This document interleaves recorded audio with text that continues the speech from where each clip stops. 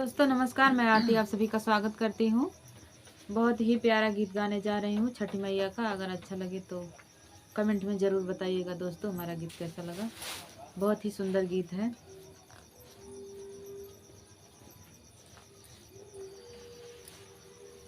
बेरी बेरी करी लाया रजिया तयावरो हार करी लो, बेरी बेरी करी लाया रजिया तयावरो गोहार करी हो। ये छठी माई दे तू गोदी में बला कवात अमर सुहाग रख तू हो। ये छठी माई दे तू गोदी में बला कवात अमर सुहाग रख तू हो। गोदी के बला कवाया अमर रख तू, अमर सुहाग रख तू हो।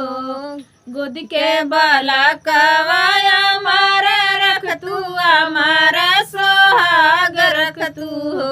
ये छठी माई बनल रहे पूरा परिवार वात अमर सुहाग रख तू हो। छठी माई बनल रहे पूरा परिवार वात करीला गोहार न हो। ये छठी माई बनल रहे पूरा परिवार वात अमर सुहाग रहे हो। ये छठी माई बनल रहे पूरा परिवार वात अमर सुहाग रहे हो।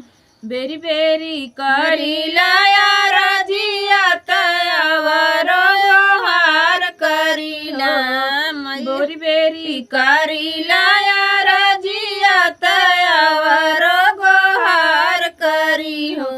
ये छठी माई रहे मोरा चटकी चुनारियात सजल से नूरवा रहे हो। छठी माई रहे मोरा चटकी चुनारियात सजल से नूरवा रहे हो। बिंदिया लीलार सजे से नूरा से मांग सजे से नूरा से मांग सजे हो।